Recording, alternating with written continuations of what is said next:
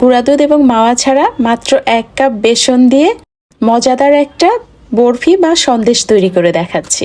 তৈরি করে সংরক্ষণ করাও যাবে বেশ কয়েকদিন। শুরুতেই 1 কাপ ছোলার ডালের বেসন একটা বাটির মধ্যে নিচ্ছি। এবার এর মধ্যে দিয়ে দিচ্ছি আধা কাপ ঘি। এখানে 1 কাপ ঘিকে আমি গরম করে নিয়েছি। আপনারা চাইলে অর্ধেক ঘি আর অর্ধেক তেল দিয়েও করতে পারবেন, তবে শুধু তেল দিয়ে করলে কিন্তু অতটা মজাদার হবে না। একেবারে মসৃণ করে নিতে হবে। আরও কিছুটা ঘি দিয়ে এরকম মসৃণ করে নিয়েছি। এবার বাটিটাকে একটা পাশে রেখে দিলাম। চলে আসলাম চুলায়। একটি প্যানে 1 কাপ চিনি দিলাম, সেই সঙ্গে দিয়ে দিলাম আধা কাপ পানি। এখানে চিনি যতখানি দিবেন পানি তার অর্ধেক দিতে হবে। মিশিয়ে দিয়ে অপেক্ষা করছি একতারের একটা শিরা হওয়া পর্যন্ত।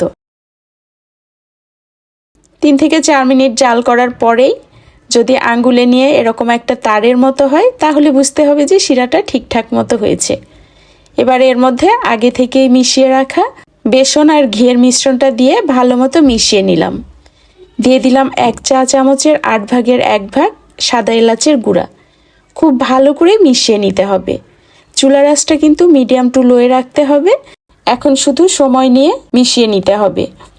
যখন মিশ্রণটা এরকম ঘন হয়ে আসবে, তখন বাকি যে ঘিটা ছিল এই ঘিটাকে গরম করে নিয়েছি। আর একটু সময় পর পর 2 থেকে 3 টেবিল চামচ করে ঘি দিতে হবে। আর যতক্ষণ না ভালো মতো মিশে যাচ্ছে ততক্ষণ মিশিয়ে আবারও ঘি দিতে হবে। এভাবে পুরো ঘিটা দিতে দিতে মিশ্রণটা এরকম জালিদার হয়ে আসবে। এবার একেবারে শেষের ঘিটুকু দিয়ে ভালো মতো মিশিয়ে নিচ্ছি।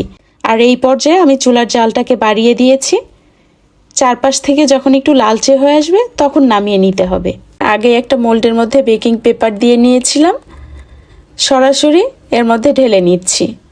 উপর থেকে কিছু পেস্তা বাদাম আর কাঠবাদামের কুচি দিয়ে দিলাম দেখার সৌন্দর্যের জন্য। আলতো হাতে একটু বসিয়ে দিচ্ছি। একটা ঢাকনা দিয়ে ঢেকে রেখে দিব 20 থেকে 30 মিনিটের জন্য। প্রায় 30 মিনিট পরে নিয়েছি, এখনও হালকা গরম আছে। এবার আমি পছন্দ মতো কেটে নিচ্ছি। এটা কিন্তু পুরোপুরি ঠান্ডা হলে আরও অনেকখানি শক্ত হয়ে আসবে। ভেঙে দেখাচ্ছি, দেখুন কতটা পারফেক্ট হয়েছে। মুখে দিলেই একেবারে মিলিয়ে যায়, কেউ বুঝতেই পারবে না যে এর মধ্যে মাওয়া বা গুঁড়া দুধ নেই। হাতের কাছে বেসন আর ঘি থাকলে ঝটপট এই বরফি বা সন্দেশগুলো তৈরি করে নিতে পারবেন। আশা করছি আপনাদেরও ভালো লাগবে। ভালো থাকবেন সবাই। আল্লাহ হাফেজ।